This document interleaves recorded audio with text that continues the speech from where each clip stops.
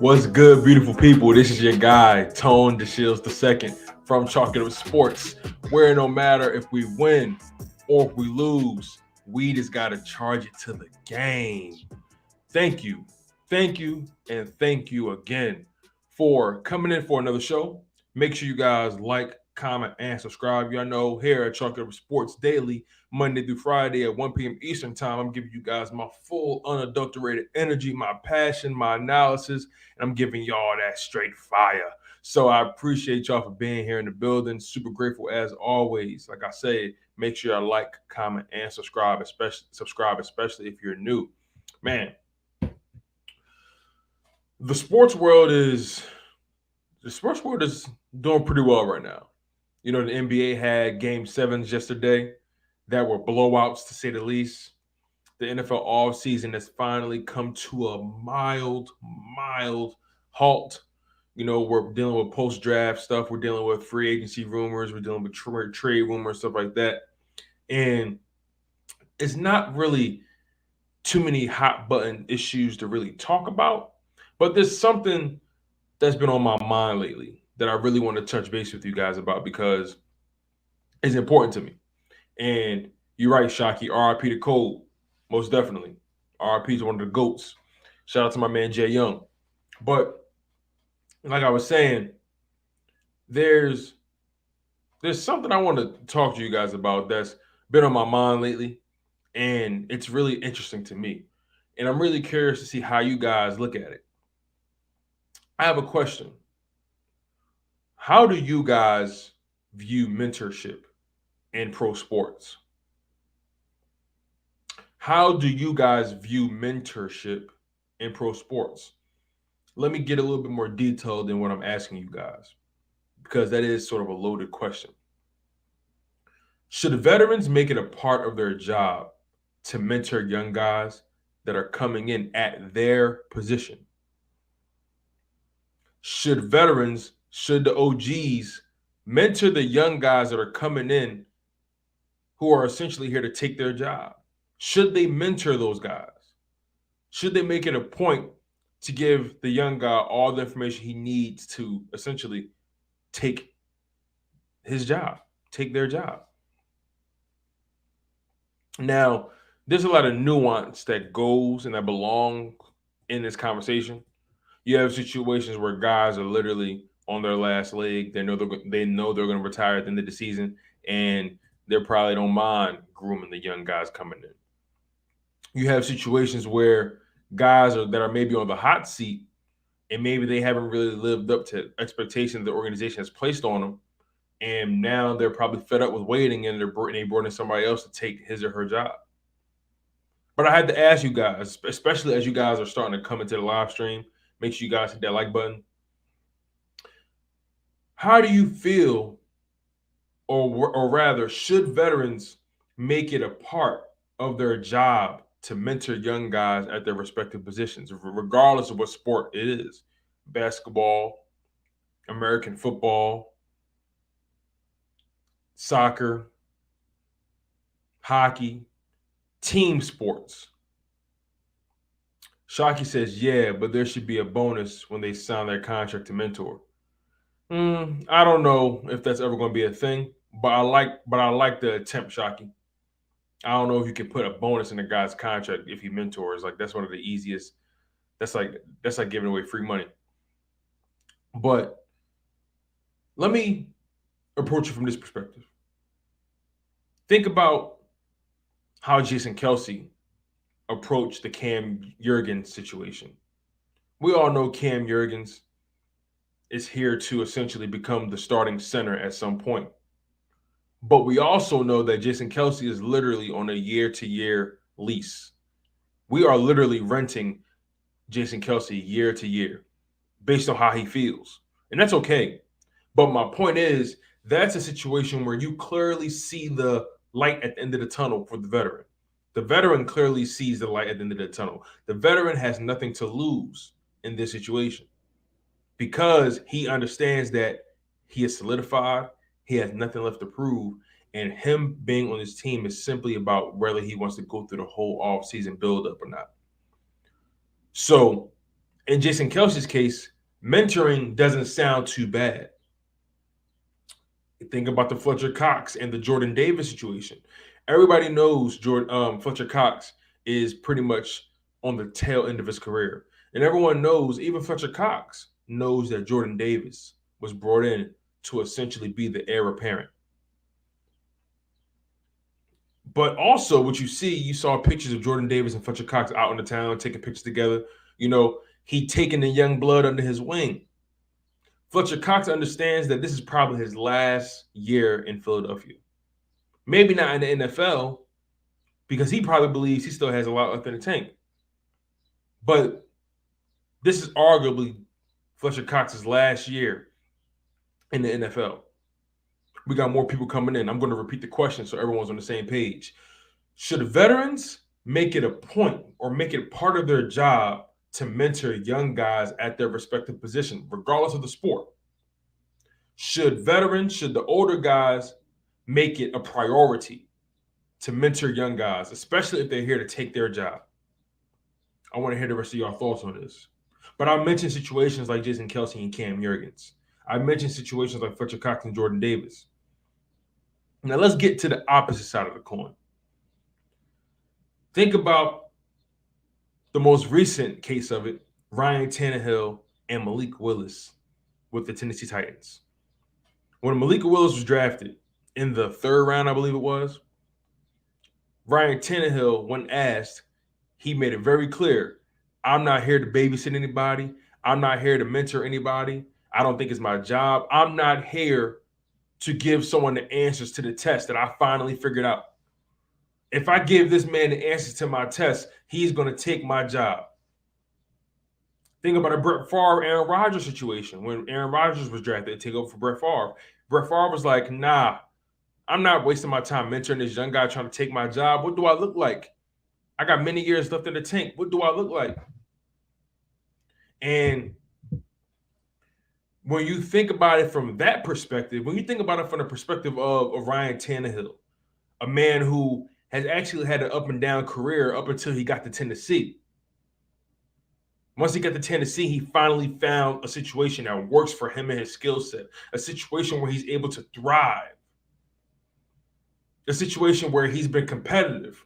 They've been progressive in their development as a team. They've been the number 1 seed. They've been championship contenders regularly. So, is it really fair to ask Ryan Tannehill, someone who still believes they have 5 years minimum left in his NFL, to mentor someone to take his job? Do you think, honestly, he would be in his right mind? Do you think it would be beneficial to him to help groom this young brother to take his job? I know a lot of people have been trying to make this particular situation about cultural differences or trying to make it about, race, right? But I don't think this situation in particular is about that, if you ask me. This is how I think this situation is, if I'm being completely honest. This is simply dog-eat-dog mentality, if you ask me. Why would I prepare someone to take my job? Like I said, if you're in a Jason Kelce situation or a Fletcher Cox situation where this is most likely your last year, you won a Super Bowl, you've done everything, you've had all pros, you've been a Pro Bowler, you've done everything you need to do. There's nothing left for you to prove. But Ryan Tannehill, on the other hand, has a lot still to prove. Can he take the Tennessee Titans to a Super Bowl? Can he win one?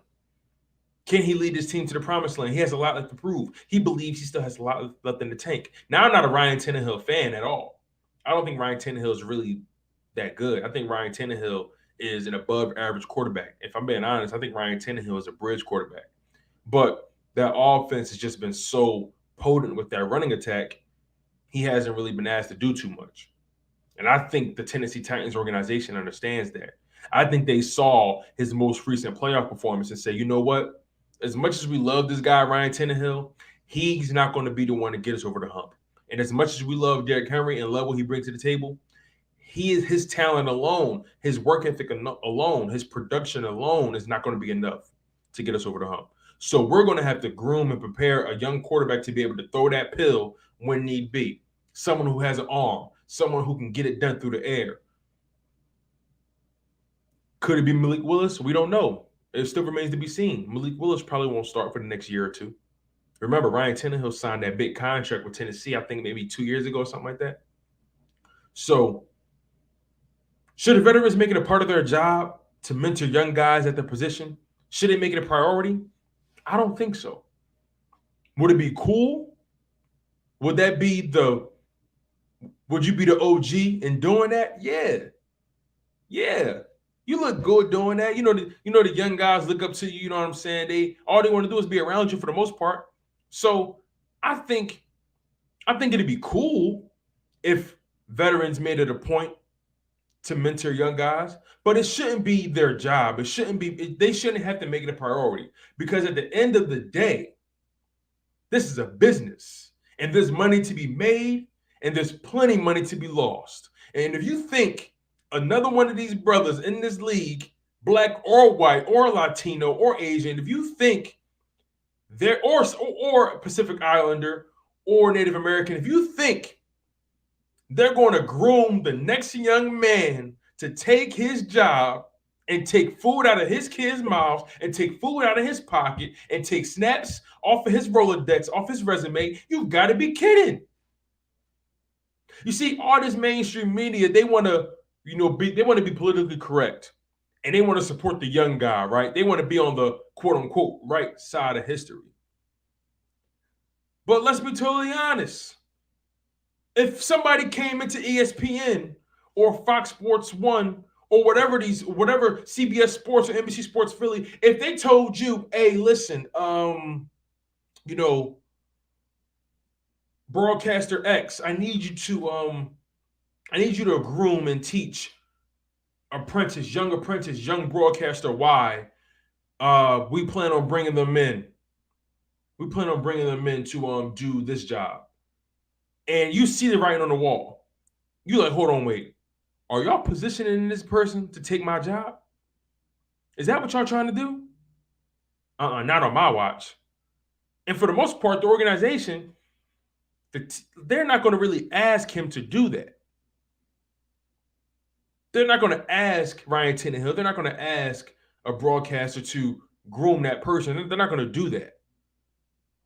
Even if they do, you think they're going to give them all the answers to the tests? Hell no. Hell no. So you got to keep it in perspective in that regard. Think about any job on the planet. How do you feel about them bringing in somebody younger than you, faster than you, quicker than you, and they could pay them cheaper than you? Are you really going to groom that person to take your job? Ask yourself this. Are you going to position someone to take your job when you feel like, especially, you got a lot left in the tank? You got a lot left to prove. You got a lot left to earn. Nah. I don't think so. It wouldn't be me. It wouldn't be me. Let's put it in perspective some more. Ryan Tannehill is how old? Ryan Tannehill is 33 years old. So he's definitely a veteran. Ryan Tannehill been in the NFL since 2012. Spent most of his career in Miami. Has been underwhelming regularly. He gets with Tennessee. He's productive. So, and he took over for Marcus Mariota when Marcus Mariota couldn't get it done. And Ryan Tannehill was supposed to be the veteran. My point is, Ryan Tannehill, he's 33. Let's just say, for the sake of argument, Ryan Tannehill wants to play for another 3 years. You think he's going to prepare this young man to take money out of his pocket? Ryan Tannehill know that he still got that contract due to him. Let's see how many years Ryan Tannehill got left in that contract. And I don't want to stick too much on Ryan Tannehill, but okay, he has this year and next year left on the contract. In 2024, he's an unrestricted free agent. So in all reality, he understands that this is the money-making time. Why in the hell would he prepare Malik Willis to take his job? He got this year to make money and next year to make money with the Titans. He not going to groom him so the Titans could cut bait with him next season and then he left without that money? He ain't crazy. So I ask you guys this once again, and then we're going to transition. How do you feel about being asked to groom someone to take your job? Should it be your responsibility as a veteran, as an experienced person in whatever craft that is? Do you think it should be made your priority to groom the up-and-coming people to take your job, the next person to take your job? Eagle Slayer says no grown man should take care of another grown man. Abso-freaking-lutely. South Tech says, hell nah. That's a fact. That's just how I see it, though. Y'all think Tony Romo wanted Dak Prescott to take his job? Tony Romo retired because of his back. If it was up to Tony Romo, Dak Prescott would have never saw the light of day. If it was up to Drew Bledsoe, Tom Brady would have never saw the light of day. If it was up to Joe Flacco, Lamar Jackson would have never saw the light of day. I can go on and on. So, before we jump the gun and try to crucify guys for quote-unquote not being team players, think about the logistics of it all. Think about what it means. Think about if it was you. What would you do if your boss said to you, hey, we're bringing in this young hot shot. He's supposed to be the next hottest thing. By the way, look after him a little bit. You're going to put A and B together and say, hold up, y'all trying to see me out of here. I don't think so. Couldn't be me, wouldn't be me, won't be me. You got to grind to get where I sit. You got to grind to earn what I earn, kid. You got to put in that sweat equity. You got to put in those blood and tears. You dig what I'm saying? You got to lose something to get something on this side. That's just how I see it, though. You see, I wasn't raised to look for a handout. I wasn't raised for somebody to give me the answers to the test. I was raised to build my own door, knock doors down. I don't need your keys, player. I'm my own locksmith. Nah, man. Too often, people want to be given answers to the test. Too often, you have people who want a handout. And I'm not saying that's who Malik Willis is. That's not who Malik Willis is. Let me make that clear. Malik Willis is not looking for any handout at all. Malik Willis wants to get it from the muscle.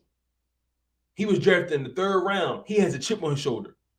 Malik Willis wants to get it from the muscle. I respect Malik Willis. And when I would say to Malik Willis after hearing Ryan Tannehill say that, I would say, game on, OG. Let's get it. Game on, OG. Game on, big dog. You know what I'm saying? I may be a pup, but guess what? We still bite. So if I'm Malik Willis, that's even more motivation. Outside of being drafted in the 3rd round, outside of Kenny Pickett being taken over me, who I think I'm better than, who a lot of people think Malik Willis is better than, that's even more fuel to my fire. You pouring gasoline on a fire that already been lit, Ryan Tannehill.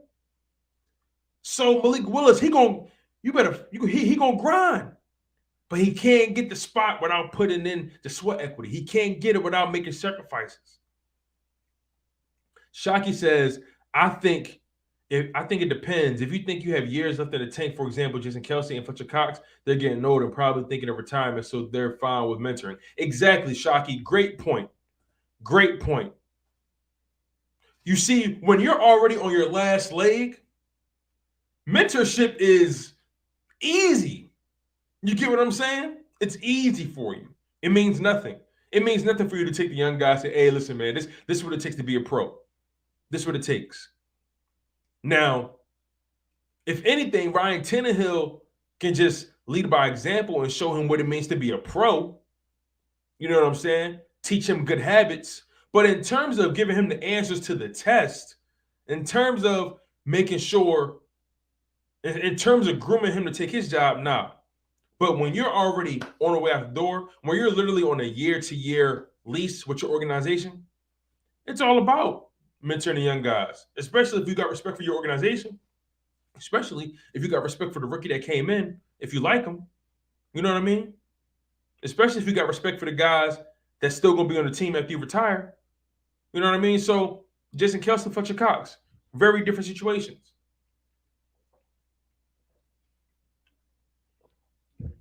But at the end of the day, these young guys got to earn it. If you ask me, I'm trying to earn it every single day in my craft. I'm trying to earn it every single day. No handouts. Where I sit today, where I am today, what I've earned today, I've gotten through the grace of God, and I've gotten it through hard work and dedication and commitment and sacrifice and a little bit of selfishness. You cannot be successful. You cannot get to the promised land. You cannot get anywhere in life without having that little smidge of selfishness in you. You got to be selfish to a degree. I'm not saying be selfish with your success or be selfish with your knowledge per se, but in order to take care of others, you got to take care of you. In order to lead, you have to learn how to lead. You got to be willing to be led. You know what I'm saying? So it's important to understand that ain't no handouts given, ain't no shorts. You think if Alex Smith didn't get hurt, or you think if Alex Smith could help it, you think Patrick Mahomes would have started light today? Let's keep it 100. You think if Alex Smith had control, you think he'll let Patrick Mahomes see the light of day? No. You think if Phillip Rivers had it under his control, Justin Herbert would see the light of day? No. No. So let's keep it in mind, you guys.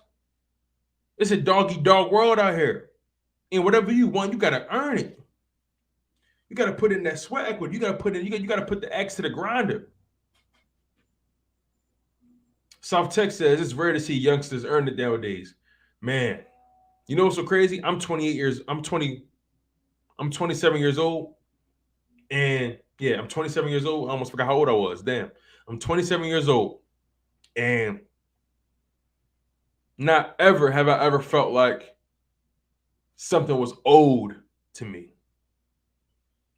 Not once have I ever felt like I deserve to be where I am. No, I've earned to be where I am. I've earned the life that I have. And I still have more to earn. I still have more to learn. I still have more to gain and appreciate. And I can only get there through the grace of God and through hard work. I can only get there through my Lord and Savior, Jesus Christ, and hard work. That's the only way I can get there. Whatever higher power you follow, you can only get to your destination through the power of your higher, through the grace of your higher power and through your hard work.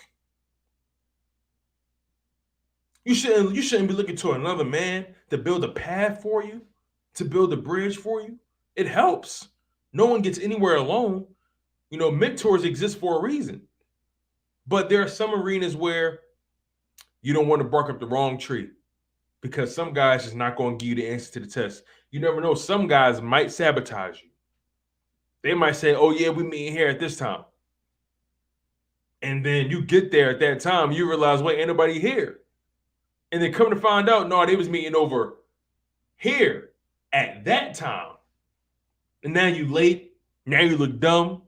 Now you look like the crazy rookie who don't know where to be, when he need to be there. It's guys who sabotage other guys. Not even just in the NFL, but also in business. They see somebody coming up. They see somebody that's poised to take their position. You know what they do? They undercut them. That kind of stuff exists in the real world. That's why you got to make sure, without a shadow of a doubt, you make it absolutely clear that the work you put in will be recognized. The work you put in will be acknowledged. The work you put in will be undeniable. Let your hard work be undeniable. People can hate on you all you want. But when the work is undeniable, when the results are undeniable, what can they do? Not a damn thing. So, Malik Willis, go get your spot, brother. Take it. Snatch it. Hold on to it for dear life. Ryan Tannehill, that young boy is coming. You don't have to mentor him. You're right. It's not your job. But just know that young brother's coming. And you only got 2 years left on his deal, including this year. I highly doubt they extend you. And let's be totally honest. That money you got wouldn't have been me giving it to you. Wouldn't have been me. But let's transition, you guys. I have a question. And I want you guys to really hear me out on this and digest this one. Are the Philadelphia Eagles taking Miles Sanders for granted? Are the Philadelphia Eagles taking Miles Sanders for granted? Are the Philadelphia Eagles undervaluing what Miles Sanders brings to the table? Now, if you ask me, I believe Miles Sanders is viewed exactly how he should be. Let's put it in perspective. If they are taking him for granted, if they are undervaluing him, this is the reason why you could say so. Or this is the reason why they shouldn't undervalue him, rather. The man is averaging 5 yards per carry for his career. 5 yards per carry. He fits the running back archetype for the Philadelphia Eagles. And he's a dual threat running back. He can catch the ball out the backfield when he's motivated and thinking straight. And he's a very good runner of the football. His weakness is his vision. But Miles Sanders is a home run waiting to happen. Miles Sanders can definitely break big runs. He's not the fastest running back, but he can definitely break them on you. But Miles Sanders, he is in a contract year. And Miles Sanders is in a situation that's kind of a lose-lose situation, in my opinion. And this is what I mean by that. Miles Sanders, if he does extremely well for the Philadelphia Eagles, you think they're going to pay him top dollar at the running back position? No. If he does terribly, if he doesn't do well at all, if he gets hurt again, they're definitely not going to extend him. So you got to put things in perspective. Are the Philadelphia Eagles undervaluing or properly valuing Miles Sanders? I say they properly are valuing him because the running back position, unfortunately, is a dime a dozen. You can get a running back to come in, especially if you have a top-tier O-line, which is what the Philadelphia Eagles do have. If you have a top-tier O-line, you can put any running back there, really. Let's just make that clear. It don't take much, especially when the holes are really that gaping for the running back. Like, is he expendable? Is Miles Sanders expendable? What's going on in the end zone? Shout out to your Dallas Mavericks, man. They killing it. South Tech says, I don't believe so. He has a good dynamic with. We have a good. I'm trying to understand what he's saying. Excuse me, my bad. He said, I don't believe so. Have a good dynamic with rotation of the running backs, and Miles is known to be a little tender at the ankles and hammies. Understood. Yeah, you're right. He's injury prone. Absolutely. You're right. He has, and also let's put this in perspective as well, you guys. He has regressed as a pass catcher. That's a fact. He can't stay healthy. He has butterfingers at times. And on top of that, no TDs in 2021, and he only averages 12 carries per game for his career. So he has never really been a bell cow back. And Duncan, yes, we are going to talk about Nakobe Dean. He just signed his contract today. But Miles Sanders, he has never been every down running back. That's never been his MO since he's been in the NFL. And the one time he did get 20 plus carries, he got hurt. So it's like, you damned if you do, damned if you don't. 12, you only average 12 carries per game, 5 yards a carry. You're productive when you have the rock. You're productive. I will say that. But do I see the Philadelphia Eagles committing long-term money to him? I don't see it. I just don't see it. Will he take a team-friendly contract? I don't know. You see, it all depends on how Miles Sanders sees himself. Let's put it in perspective.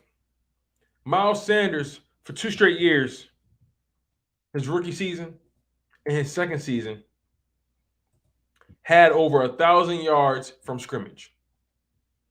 His rookie season, he had 818 rushing yards. His second season, he had 867 rushing yards. Has never been a 1,000-yard running back. In 2019, he had 509 yards receiving. In 2020, he had 197 yards receiving. That is a drastic drop-off. Granted, he played significant less games. He played about 4 less games. So, and then 2021, 754 rushing yards, only 158 receiving yards, no touchdowns. In 2019 and 2020, he had 6 touchdowns respectively. In 2019, he had 3 rushing, 3 receiving. In 2020, he had 6 rushing, no receiving. In 2021, he had no touchdowns. Now, I find it hard to do when you're the number 1 running back to have no touchdowns. That doesn't make sense to me. That's what kills me. Like Tyler Walker Devon says, people definitely take him for granted. Take him out and we will still produce, but the running back room takes 2 steps back. Doug knew how to use him. He needs more opportunities and to stay healthy. Well, Doug did know how to use him. That's a fact. But also, we have to acknowledge he took steps back in the passing game. He was dropping passes. He had a hard time tracking the ball. He just wasn't productive in the passing game as much. South Tech says that's what kills me about my Cowboys with Zeke. Zeke doesn't have it no more. He still is good at times, but man, he has regressed. Zeke is just a jersey seller in the name at this point. Wow. You heard it from a Cowboys fan's mouth. That's crazy. We got 10 people in the live stream. Make sure you guys smash that like button. Really appreciate you guys. You know, we touched on multiple topics so far. We touched on the concept of mentorship in the NFL. Should veterans make it a part of their job to mentor young guys at their position, especially if they're here to take their job? And also we asked, are the Philadelphia Eagles taking Miles Sanders for granted? And is he expendable? Now, is Miles Sanders expendable? Unfortunately, I would say yes. Miles Sanders has not shown me anything to really indicate that he is one of a lifetime running back. That's just my humble opinion. And I like Miles Sanders. I liked him when we drafted him. You know, he reminds me of Brian Westbrook and LaShawn McCoy mixed all in one. You know, like I said, the Philadelphia Eagles have their style of running back. They have an archetype for the running back they want. Someone who can catch the ball out the backfield, that scat back, someone who's elusive. You know what I mean? They have a type. But I don't know if Miles Sanders will be the running back here next year because of the simple fact that the Eagles, they did pay some people. And let's be totally honest. The NFL is moving away from paying running backs big money. Let's think about it. Christian McCaffrey got paid big money. What happened to him? Fell off a cliff. Zeke got paid big money. Still relatively productive, but not as productive as he should be. Who else got paid at running back that essentially fell off a cliff? The bottom line is paying running backs these days is just not worth it in the long term. South Tech says, I believe running backs nowadays are expendable. They will give you 3 solid years, just a harsh position. You're right. Running backs get thrown through the ringer. they're constantly being put under punishment. They're not only forced to run in between the tackles, they're forced to block these relentless linebackers and edge rushers. They get put under punishment.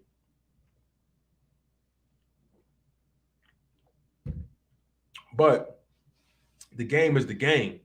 And the reality is the wide receiver has become the new running back position. You see, there was a point in time where the running back position was the most lucrative position. Running backs used to get paid big bucks. Running backs used to be focal points of your offense in the early 2000s, the 90s. You know what I mean? You know, the LaDainian Tomlinson era. You know, the Matt Forte era. You know, the what else? The Marshall Faulk era, the Edgar and James eras.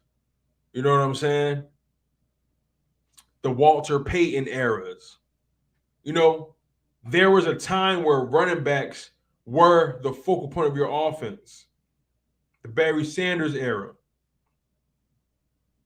You feel what I'm saying? The Chris Johnson era with the Tennessee Titans back in the day. There was a moment, Maurice Jones-Drew. Y'all get where I'm coming from. There was an era where running backs were the focal point of your offensive attack. Now, running backs got to learn how to run routes.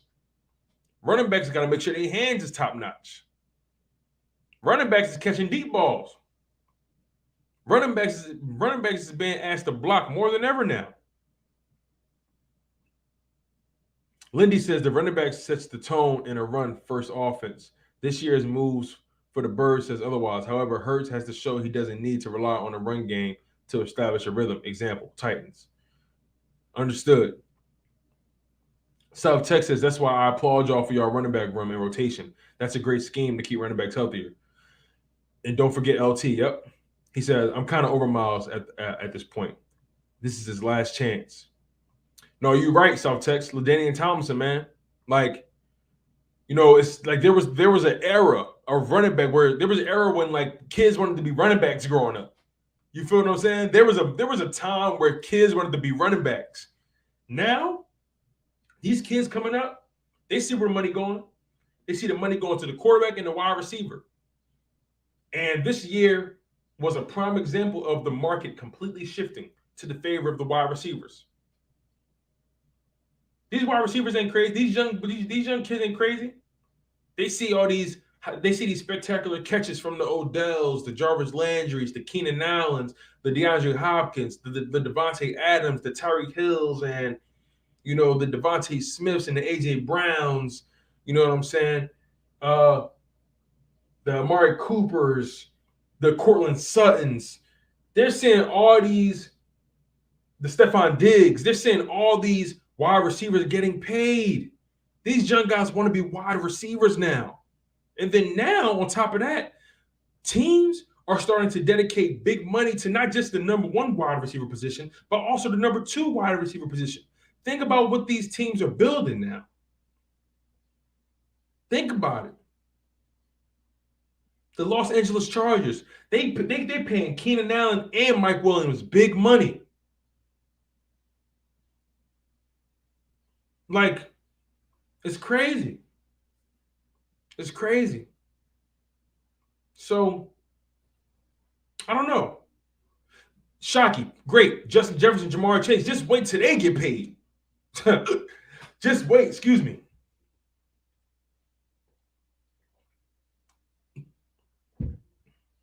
Just wait. Just wait until Justin Jefferson and Jamar Chase contract year come up. Them guys getting $35 million. Bet. Right now, the market is at $30 million per year. That's the peak. That's the highest. Tyreek Hill, you know, that's the highest. Devonta Adams, those two will make the most. But wait till Jamar Chase and Justin Jefferson. It's time for them to get their money. Just wait. CeeDee Lamb on top of that. Just wait. Those guys going to ask for, oh, yeah, I need $32 million. I need $35 million. Just wait on it. And listen, on top of this, the cap is only going up. When that escalator kicks in, Don't worry, you guys. Everyone's going to be able to get paid. But as the cap goes up, players start asking for more. Chris R says Jamar Chase and Burrow are going to take up damn near $100 million in Cincinnati payroll in a few years. Oh, that's a great topic. Are you guys comfortable with the quarterback and the wide receiver taking up over 40 to 50% of the cap space per year? Are you guys comfortable? Would you, if you were a GM, would you be comfortable with your star quarterback and your star wide receiver contracts taking over 50% of the books? Would you guys be comfortable with that? Linda Enzo says Miles Sanders' problem is he hasn't done enough to separate himself as a cog in the system of the committee that the Eagles have used for years. Health is the biggest factor as it affects his consistency. Oh, Lindy Enzo, you spitting right now. That is a bar. I like your word choice as well. He says Miles Sanders' problem is he hasn't done enough to separate himself as a cog in the system of the committee that the Eagles have used for years. Health is the biggest factor as it affects his consistency. Wow. Wow. I need to say this one part again. I'm sorry, y'all. He hasn't done enough to separate himself as a cog in the system of the committee. You see, Miles Sanders is still a guy. He's still just a guy. He's still just someone who hasn't necessarily separated himself from his peers. You can see why Derrick Henry got his contract. You can see why Christian McCaffrey got his contract. You can see why Dalvin Cook got his contract. You can see why Alvin Kamara got his contract. But Miles Sanders has not done enough to separate himself from your everyday running back. You feel what I'm saying? The same goes for Saquon Barkley. Saquon Barkley had all the talent in the world, kept getting hurt though. Saquon Barkley, in my opinion, hasn't done enough to separate himself to get these big contracts. Remember, Melvin Gordon, he tried to play hardball with the Broncos. He tried to sit out. They said, "Okay, no problem. We'll see you, but we'll see you." Man, they brought in that guy Patrick Lindsay, and who else they had? I can't remember, but nonetheless, Melvin Gordon, he was there. He was there before week 5. So it's hard to play hardball with these organizations when you're not really that guy. What's the meme? What's the meme of the white guy where he's like, "Hey, listen, buddy, you're not that guy. You're not that guy." And it is what it is. So it's going to be really interesting to see. Will Miles Sanders take a pay cut? Will Miles Sanders, be realistic about what he's done in the NFL? Will he go to the highest bidder? It all remains to be seen. South Tech says, imagine the Cowboys, CD, Micah, Diggs, we got to pay. Shaking my head, RRP cap space. Yo, y'all didn't pay Trevon Diggs yet, right? Wow.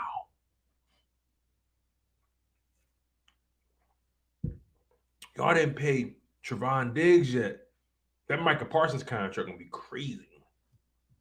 I'll tell you that much. South Tech says, plus Dak, and hopefully we move on from Zeke by then. Yeah, hopefully. Taylor Walker says, absolutely not. Unless you want a wet paper bag defense. Also depends on how much the cap limit follows. Chris R says, if you pay a wide receiver and a quarterback that much, it would mean you have to hit on all your draft picks to keep your cap low. And we haven't necessarily done that. It's tough. It's really tough to dedicate that much of your cap space to two people. Now, granted, the cap space is going up every single year. With the new TV deals, the Amazon deals, all that kind of stuff. The cap space is going to go up. But these guys is only going to demand more money. That's just the reality of it all. And you're right. You got to hit on your draft picks. Bobby Philly fan says, to be honest, I think we're winning all of our games. That's funny, man. I love the optimism, Bobby. Eagle Slayer says, I guarantee Diggs won't have a year like he had last year ever again. Parsons on the other hand is a dog. Hey man, it remains to be seen.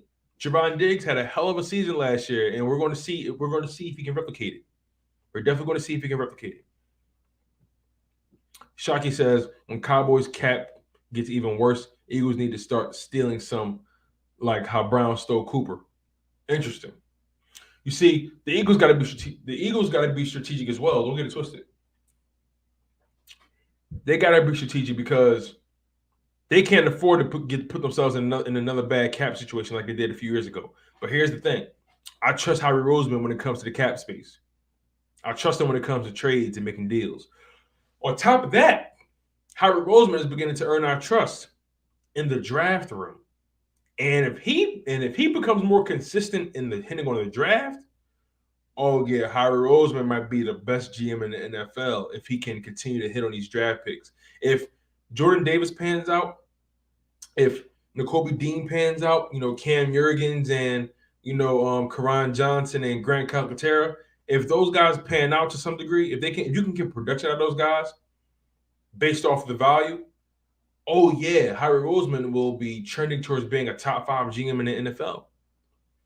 Because he's already great with cap space. He's already good with crunching numbers and moving contracts around and making trades and finagling draft picks. He's really great at that. But if he can master the draft, wow, he'll be top 5 GM in the NFL. Bobby Philly fan says, I think we could beat the Cowboys because I think our defense will improve during the season. Yeah, I think our defense will improve for sure. Shockey says, nah, Bill Belichick is number 1. Well, I didn't say, you got to listen, Shockey. You got to listen. I didn't say Howie Roseman would be the best. I said he'd be top 5. You got to listen. But again, that's all if he continues to hit on draft picks. Is Howie Roseman a late bloomer? That's a good question. Howie Roseman was a numbers guy, a numbers nerd. He was a lawyer before being a GM.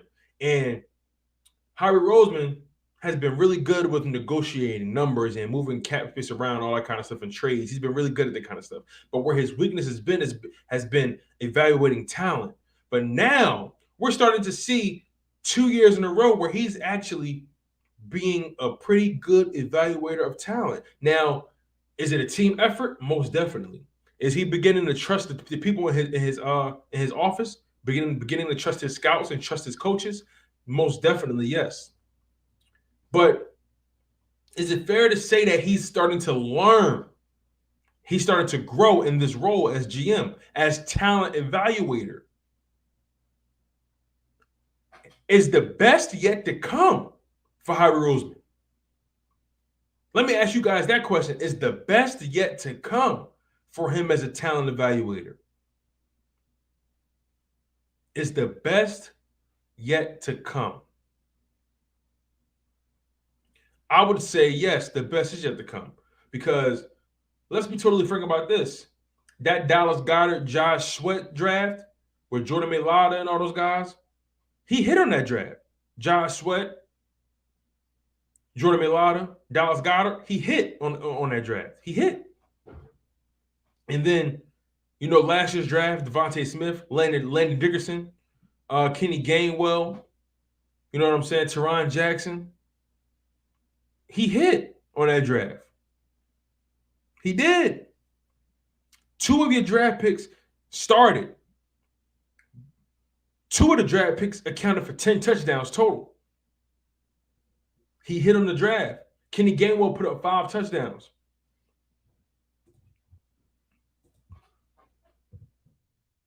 Kenny Gainwell gave you what?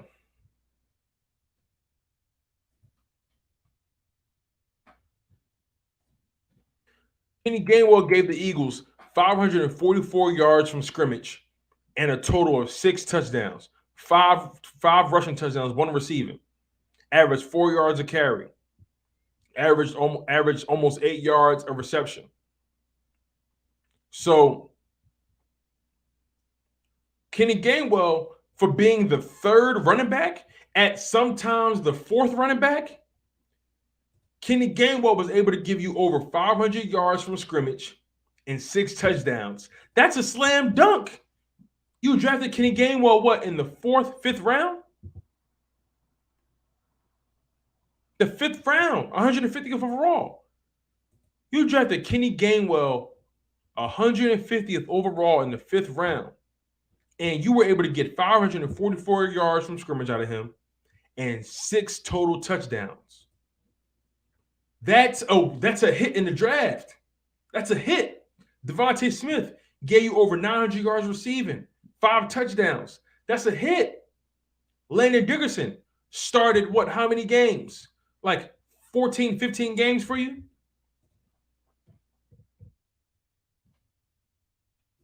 Let me make sure I'm not mistaken. Landon Dickerson started 14. He played in 14 games, started 13 games.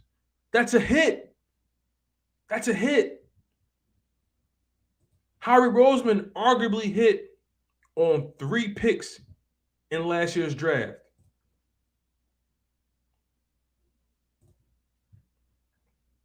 How many people did we draft in that draft class? I'm trying to remember.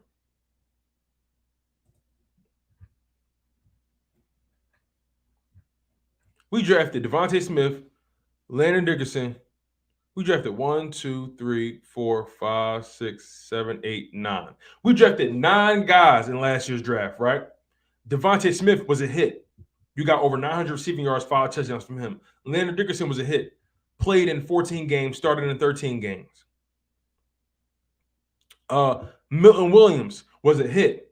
A solid rotational piece between Fletcher Cox and Javon Hargrave. Solid rotational guy. Zach McPherson, the jury is still out on him. Kenny Gainwell gave you 544 yards from scrimmage and 5 total touchdowns. I'm sorry, 6 total touchdowns.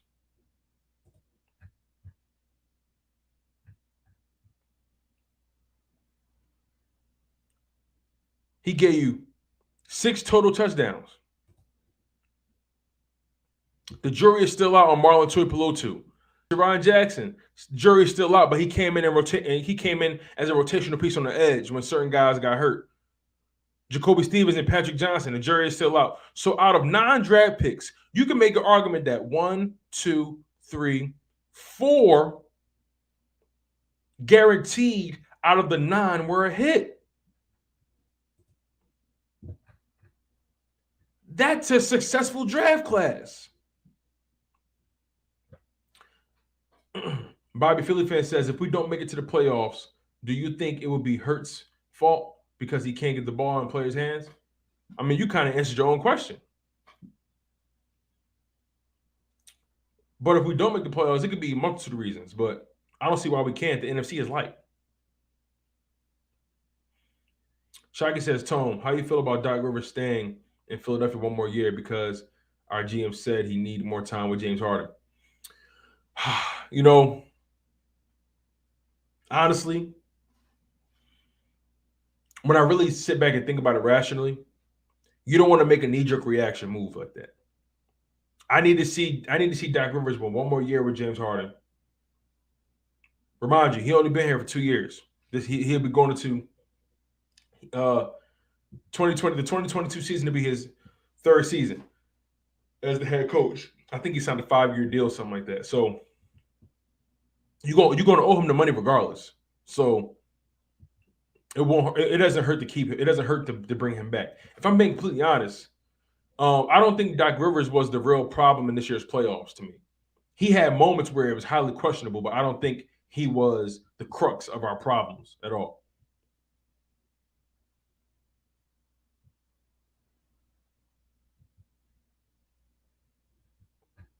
But, you guys, there's a lot to be optimistic about with your Philadelphia Eagles. The schedule is favorable. We open the season at Detroit. Then we got Minnesota in week 2, Washington week 3, Jacksonville week 4, Arizona week 5, Dallas week 6. We can very well be 4-2 entering our bye. We can very well be 5-1 entering our bye. It's all plausible. I think we're definitely going to drop one of those Cowboys Arizona games. I think we're going to drop one of those. It's very, very possible.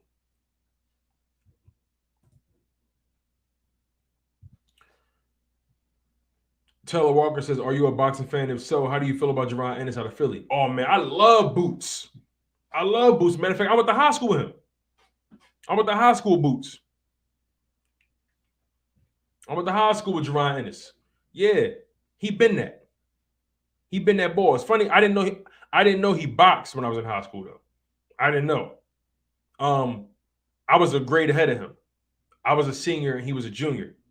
But yeah, big Jerron Ennis fan for sure. It's my man.